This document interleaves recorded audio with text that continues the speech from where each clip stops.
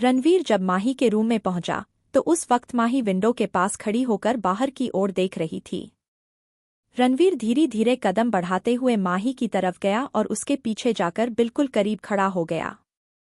माही को एहसास हुआ कि रणवीर उसके बिल्कुल करीब ही खड़ा है। रणवीर की मौजूदगी का एहसास होते ही माही के पूरे शरीर में सिरहन से दौड़ गई। रणवीर ने उसको कंधे से पकड़कर उसे अपनी तरफ किया। माही नीचे सर झुकाए खड़ी थी।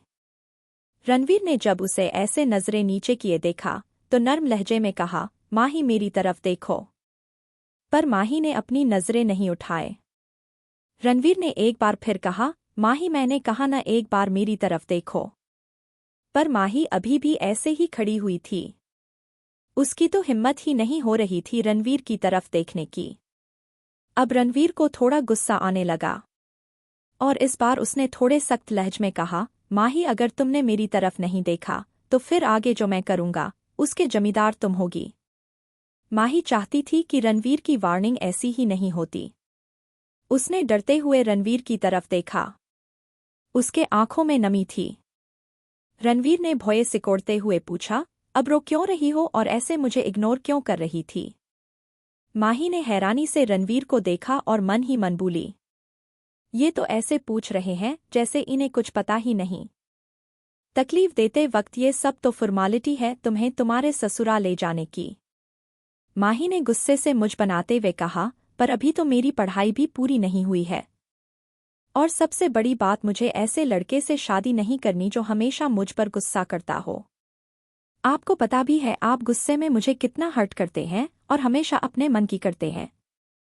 रणवीर को पास आते थे माही और जो भी कुछ बोलना चाहती थी वो सब भूल गई और अपने कदम पीछे लेने लगी।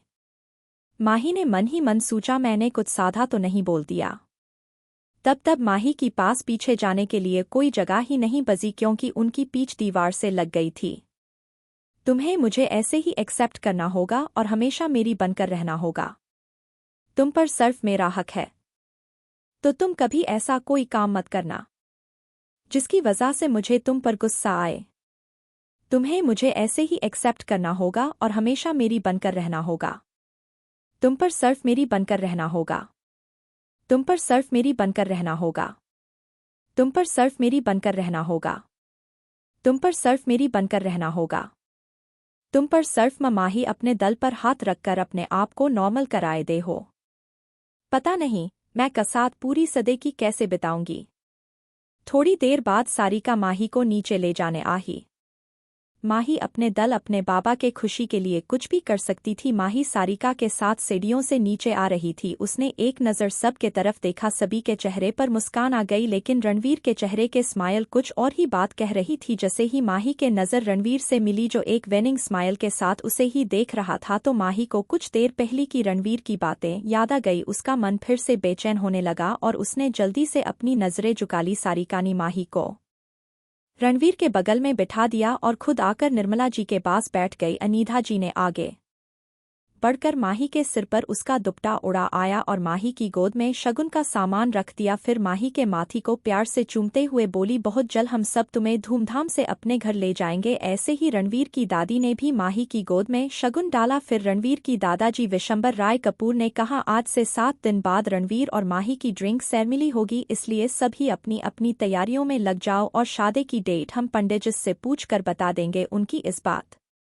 से सभी सहमत थे। वहां काफी हंसी खुशी का माहौल हो गया था। बस एक नखी बेचैनी थी तो सर्व माही के मन में। कुछ देर बाद सभी ने लंच किया और लंच करने के बाद उन्होंने वहां से विदा ली। गंगाधर जी ने माही के तरफ देखा तो उनकी आंखों में नमी आ गई। उन्होंने मन ही मन कहा, मेरी गुड़िया तू कुछ दिन बाद पराई हो जाएगी, पर मैं खुश हूं कि तुझे इतना प्यार करने वाला ससुराल मिल रहा है जो तुझे कभी मेरी कमी महसूस नहीं होने देगा। तभी महेश जी ने गंगाधर जी के कंधे पर हाथ रखते हुए कहा, भाई साहब सब ठीक होगा, हमारी माही वहाँ बहुत खुश रहेगी। महेश जी की बात सुनकर गंगाधर जी के चेहरे पर मुस्कान आ गई और वो आराम करने अपने रूम में चले गए। अगले दिन माही अपने कॉलेज चली गए। दरअसल कॉलेज में 2 दिन बाद एक डांस कंपटीशन होना था जिसमें माही और रूही ने भी हिस्सा लिया था। दोनों ही इस फंक्शन में डांस परफॉर्म करने वाली थी। माही को डांस करना बहुत पसंद था और वो डांस करती भी काफी अच्छा थी। रूही ने कॉलेज में प्रिया और टीना को बता दिया था कि माही की शादी उसके भाई रणवीर से होने वाली है और इस वजह से वो दोनों माही को रणवीर के नाम पर बार बार चढ़ा रही थी। माही अब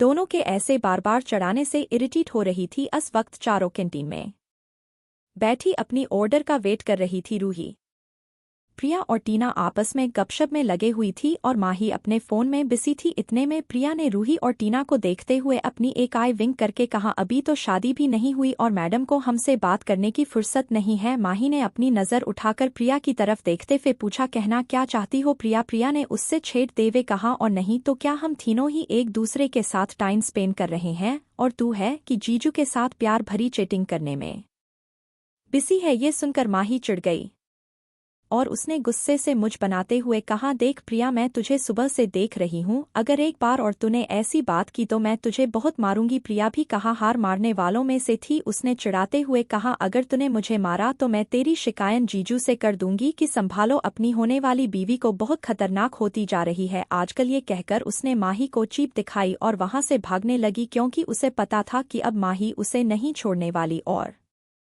हुआ भी कुछ ऐसा ही। माही उसके पीछे उसे मारने के लिए दौड़ी और दोनों के ऐसी हरकतें देखकर रूही और टीना के तो हंस हंस कर पेट में दर्द होने लगा। कॉलेज खत्म होने के बाद रूही घर आ गए और उसने ये बात सारिका को बताए तो सारिका को भी बहुत हंसी आए। उसने हंसते हुए कहा, ये माही भी न इसका बचपना कभी नहीं चाहने वाला। रूही के बाद किसी और ने भी सुने थी और इस बात से उसके चेहरे पर भी मुस्कुराहट आ गई। ये था रणवीर जो अभी अभी ऑफिस से घर आया था और अपने रूम की ओर जा रहा था। तभी उसके कानों में रूही के आवाज सुनाई दी। कोई और बात होती तो रणवीर इग्नोर करके चला जाता, लेकिन यहाँ माही का सक्र हो रहा था और अगर माही का सक्र हो तो भला रणवीर उसे कैसे इग्नोर कर सकता था।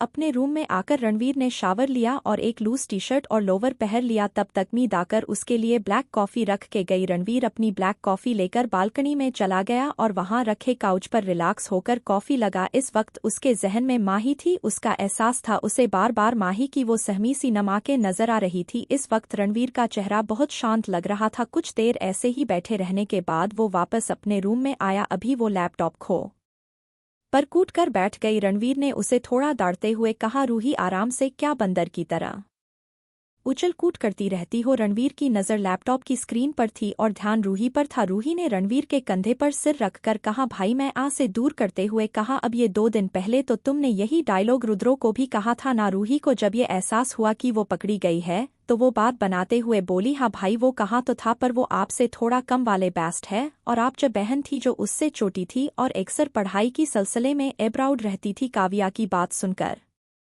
रूही एकदम से बोल पड़ी, नहीं दी उन्हें मत कहना वरना रुद्रो भाई जोर से मेरे कान पकड़ते हैं। रूही ने रणवीर से कहा और रणवीर भाई जब भग भग लटकते हुए बोली, भाई प्लीज प्लीज प्लीज ना। रूही को जिद करते दे काव्या ने भी रणवीर को खेल लिया और उससे रिक्वेस्ट करते हुए बोली, भाई मैं भी लाइन में हूँ, मुझे भी जाना है। रणवीर पहले मुझे छोड़ो। रूही ने जिद करते हुए कहा, नहीं, पहले आप प्रॉमिस करो कि आप हमें साथ में ले जाएंगे। रणवीर ने अपने आप को छुड़वाते हुए कहा, ओके, तुम दोनों मेरे साथ चलना, आप छोड़ो मुझे। क्या बंदरिया की तरह लटक गई हो जैसी दोन की तो जैसे सिट्टी पिट्टी गुम हो गई, क्योंकि उन्हें अच्छे से पता था कि अगर उनकी मॉम को इस बारे में पता चला तो दोनों की ही अच्छे से क्लास ले जाएगी। रूही ने बत्ती सी दिखाते हुए कहा, नहीं भाई, ऐसा मत करना, आप नहीं चाहते ना कि हम आपके साथ शॉपिंग पर जाए तो नहीं जाएंगे। काव्या ने भी रूही की हाँ में हाँ मिलाते हुए कहा, हाँ भाई, अरे हम तो अपनी भी शॉपिंग में नहीं जाएंगे, बल्कि हम तो शॉपिंग नहीं करेंगे, जो है उसी से काम चला लेंगे, पर आप मॉम से कुछ मत कहना। यह कहकर काव्या और रूही जल्दी से वहां से खिसक गई। रणवीर ने एक चैन की सांस ले और वापस अपने लैपटॉप पर काम करने लगा। कैसे बर्दाश्त कर पाएगी माही रणवीर के सख्त करेंगे के लिए अपने लैपटॉप पर काम करने लगा। कैसे बर्दाश्त कर पाएगी माही रणवीर के लिए अपने लैपटॉप पर काम करने लगा। कैसे बर्दाश्त कर पाएगी माही रणवीर के लिए अपने लैपटॉप पर काम करने लगा। कैसे बर्दाश्त का